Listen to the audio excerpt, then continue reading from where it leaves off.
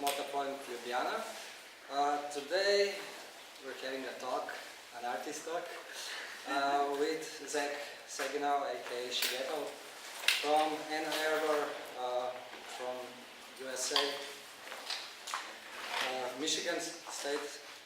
So the acoustics is quite fun.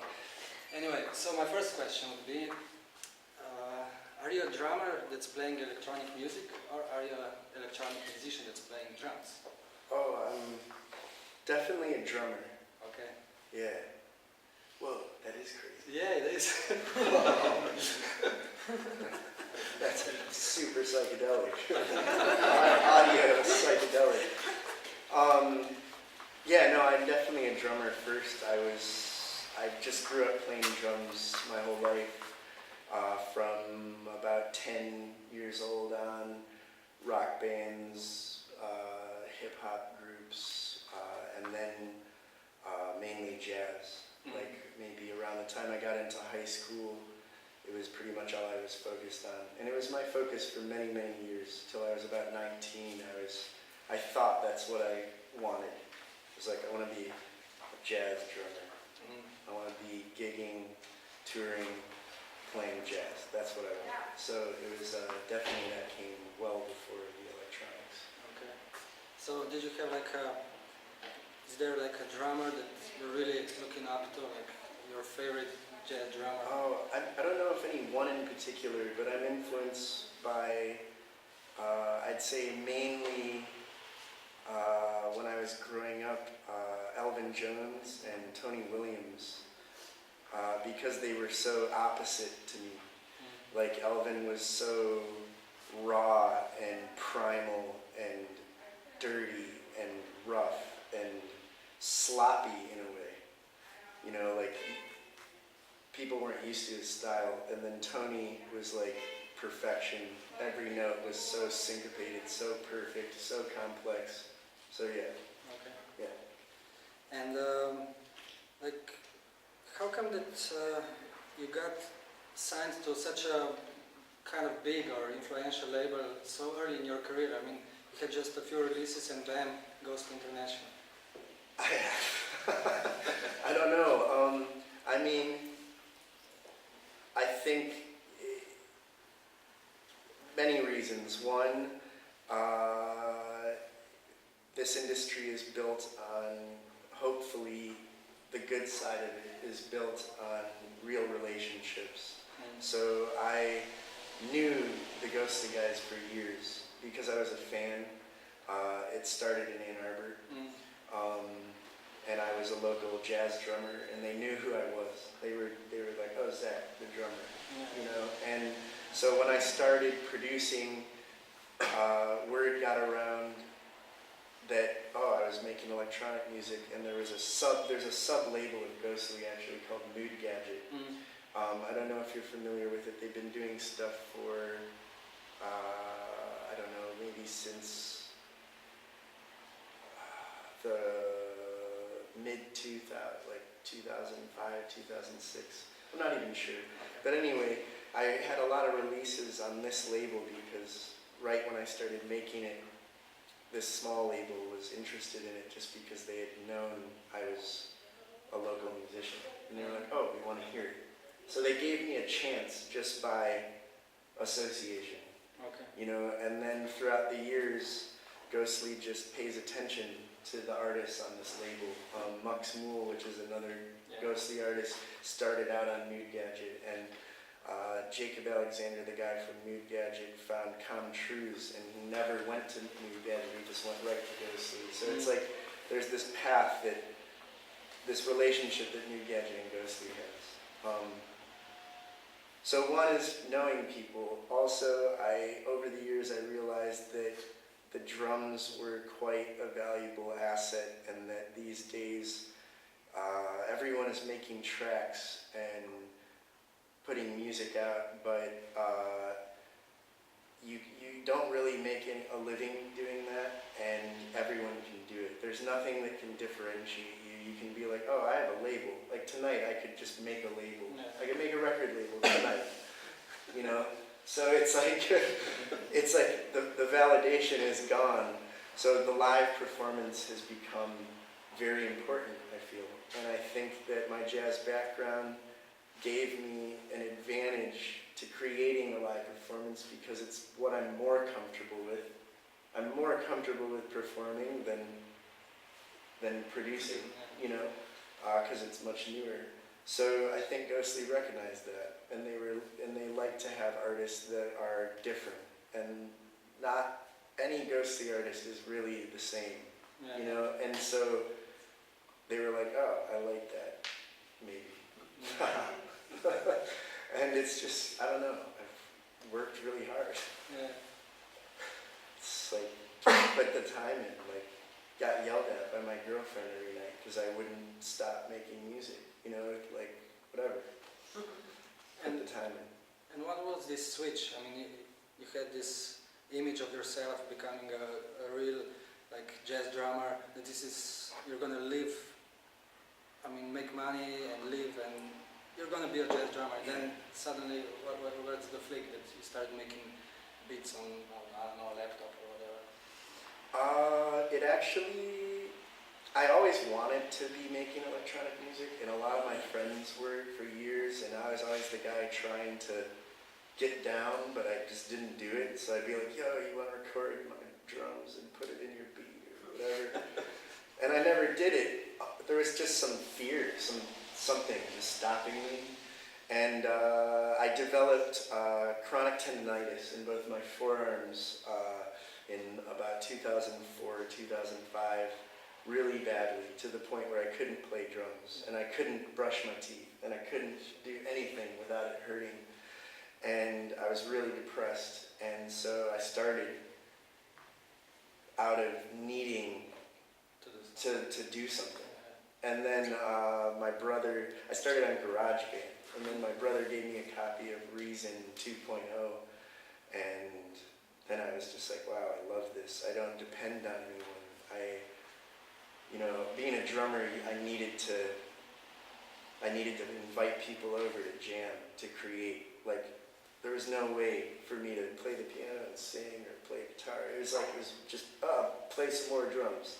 So it was like, when I had the whole orchestra, I just became addicted to it and kept doing it and didn't really think it was going to become anything. But then as soon as I heard that Ghostly was interested, like they were interested in me for years, but nothing ever happened. But as soon as I just heard that, I just couldn't stop. I was like, now I want this. Now I have to do this. I need to get on this label, like somehow, because it was such a childhood influence. So, yeah. So, and then, did you make like you have like 3 albums out. The first two, did you make them in New York? The first one, where did I make those tracks? I made them in Ann Arbor, right before I moved to New York, and finished it in New York. Yeah, and then Lineage was written completely in New York. And No Better Time Than Now is completely written in Detroit. Yeah. Okay, so how did you decide to move back from New York to Michigan to Detroit? And I mean, why did you decide to move to Detroit actually?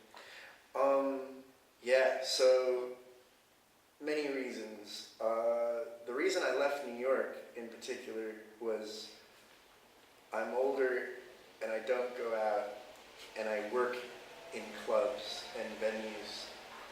So I never go out. So I never use New York for what it is. And I pay insane amounts of money for rent for a box that I'm in half the year. So I was like, I need to leave. And then I thought it's probably a good time to go home. Maybe like, you know, I haven't lived at home properly for like 10 years. Maybe it'd be cool to get back and build something there. And then Detroit's always been a huge influence of mine, and my father's from Detroit, and my grandfather made his home there, but I never lived there, so I was like, this would be a great time to go there. I want to stay in a city environment. I don't want to go to my hometown. Yeah. Perfect. Yeah. And so how is Detroit? I mean, all we hear is it's bankrupt, it's empty, it's devastated, it's like a huge empty city. So this is the news that we get, but like from first hand, like... Detroit. Detroit is from part of a new generation of people that are living there, from somebody who isn't from Detroit. I have to say, actually kind of quoting a friend of mine and my tour manager, who's sitting over there, or standing over there. It's a city where people still dream and people act on that. And it's a place that is very, very scarred, that no one can really understand unless they're from there, even if you've lived there. And you really can't understand that place unless you go there, and you should go there.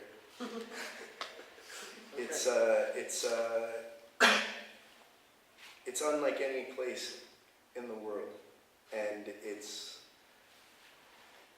it looks like it got hit by a hurricane, and it didn't. You know, but yet there's so much power and creativity and beauty that has always come from that place. Like, the history is richer. It's so intense. Yeah, you should just go there. Okay.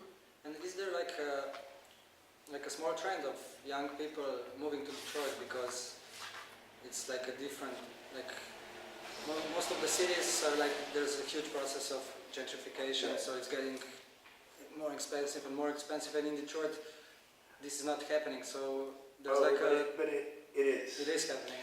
Yeah, there was a very short period where it was kind of like the gold rush. Okay. Where people were the word of $1 buildings and all this was going around. But the fact is, it's a city, it's the world, it's broke. People are greedy. The locals, the natives of Detroit, in a lot of areas are being basically pushed out of their houses that they've lived in for years for gentrification in a lot of areas. For somebody like us, you'd be like, this is a dreamland.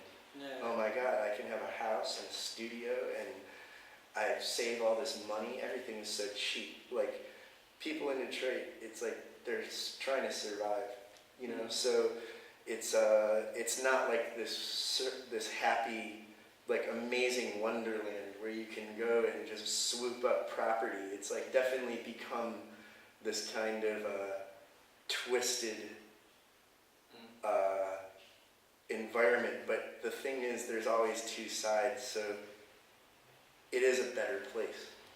I feel really strongly it's a better place than it was, and it's changing. And you have the people that are changing it in the right way. But it's by no means like this beautiful revolution, because it's like the Native Americans being pushed out by the fucking pilgrims. Like, basically.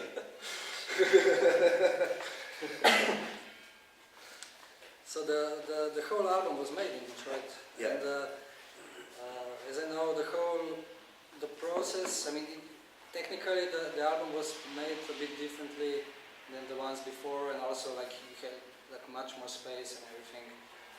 And so could you tell us just a little bit about this process of making No Better Time Than Now? What's the main difference from the album before this one? I think technically the main difference is that I've acquired a lot more instruments in the last couple of years, and I moved into a much bigger studio. It's not like a nice proper soundproof studio, it's actually just a massive loft that any audiophile would be like, what are you doing? This is sacrilegious. But it's just, the vibe is really good for me. And I can record drums for the first time, my whole kit. I'm not in an apartment in Brooklyn. It's like a big, big difference. So I think it's much more organic, it's much more based on playing and recording live audio than very precise programming and sitting there working out my tracks. It's more about putting together music that I've just recorded. And then personally, I finally feel comfortable to say what I want to say. Like, I think any artist, no matter what age they are, at the start of an alias, for many of us, we're influenced by stuff more than we want to be. And I think once you have a sense of security with whatever it is, your own music or your fan base, you know, if you feel that you have a small pocket of people that get you and know what you do and will trust to go new places, then I think you can be more creative, and I think I just feel better about that whole side of things musically in general, yeah. And now that you're in Detroit, do you have some more time, like, do you ever go out? Is there like a scene or I don't know? Yeah, I mean, there's a scene, but it's like most of the stuff I go to is more like friends' lofts stuff, and you know, Kyle Hall and Jay Daniel put on really great shows, just loft parties, house and techno shows, and but I don't really go out, like I'm always out. I'm just like, I have to be out. So when I'm at home, I'm chilling, man. I'm in the studio or at the house smoking a split, like maybe not even listening to music. Like, I'm just zoning. And but you do like really lots of shows. Like, I don't know, I read somewhere that, I don't know, maybe a year ago that you did like, I don't know, 150 shows in 1 year or something like this. Yeah, I mean, that's just it. The time is now, you know. It's an exhausting thing to tour, and I feel like I have to do it now. It's like, it's a good time to do it. The shows are there. It's my main source of income, and I love performing, you know, but it's really, it's something that I know I can't do when I'm, you know, 10 years from now. I physically won't be able to do it, I don't think, the way I'm doing it now. I won't be able to do it 5 years from now. So it's like, you know, the last 2 years have been 6 months on the road pretty much every year. And but it's, I don't know, it's amazing, I don't know. It's exhausting and incredible to share my music with people so far away that I didn't even know, listen to. Yeah. And okay, last question, I think, because I have to go and DJ. You have to go and DJ. Do the warm-up. Because we're playing a show? Yeah. Yeah. I think so. Damn. Yeah.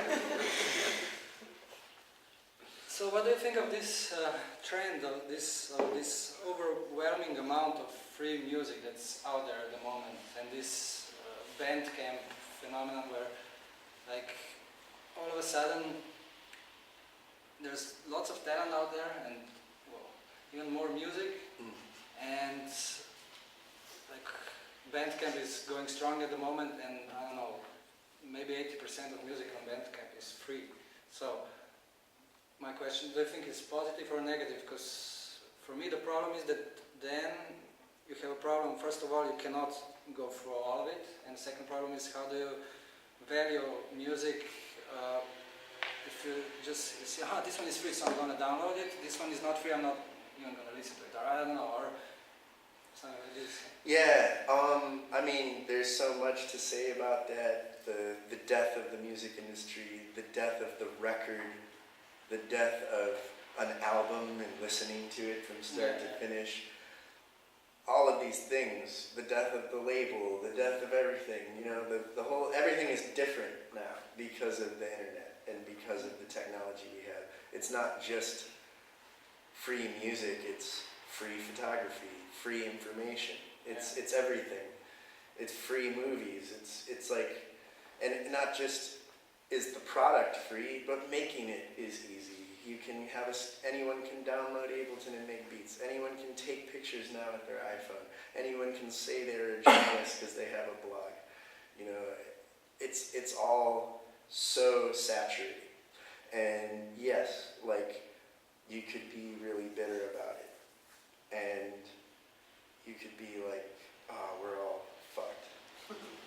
But, you know, I don't know, embrace it. Embrace the change. I think that I don't agree with the way things are. I wish you still had to be really incredible. I don't know. I wish people still listen to albums and they were forced to get the whole album. I think that would be great. Yeah. But it's just not like that. You know, so there's a new way you have to do things. And things are changing and we don't know where they're going. You know, I was talking to Laurent too about how the artist versus the label, and how labels used to be the quality control, and it's what people trusted. And now, people don't even know what labels artists are on, and they're about following the persona, and they're about the artist. There's artists that are touring the world and selling out huge venues that have never released an album, and they only have a SoundCloud page, or, you know, but what that means is there's no rules. And having no rules is pretty fucking cool. You know, it means you can do anything. It means anything is possible. So I like that I'm with Ghostly. I like that I'm on a label. I wish people wouldn't steal my music. But you can't fight that, you know? What I do like is that I made a career out of blabbing on the internet. It's like, and it saturates it. There's a lot of, you know, the more it gets this way with accessible technology and communication, the more crap music and crap art and crap movies. It's like obvious, you know, there's crap everywhere. But the thing is, the bar line of quality will be higher in the end. Like, that's how I see it. Because the possibilities are so much greater. It's like, it's always turning. I mean, I'm blabbing, but it's like, it's always turning. It's like, no one got wedding bands anymore, and they started hiring DJs, and now when people see a guy playing drums with a laptop, they're like, oh my God! Instrument? What? He had an instrument. Did you? That guy was playing a real instrument. It's like, yeah, that's what we've been doing for hundreds of years. It's great. But things are changing. Like, the bar line is, basically the possibilities are so endless that we're just going to make really, really amazing art. But you just have to accept the fact that there's going to be so much crap.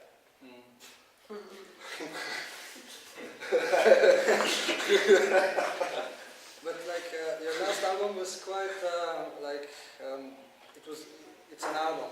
There are no standout tracks. It has like it tells a story. If I say it really corny in a corny way. So did the album do well as it is? Like, it's not like just a chunk of tracks. I mean, I don't know what an album doing well is anymore. Yeah. But we sold out. So yeah. And it's gotten the best response out of any release I've ever had. And I usually try to not listen to my reviews, but the good ones actually are saying things that I wish people would think that I'm trying to say. So I'd say it has been a success. Okay. Yeah. Thank you very much. Thank you.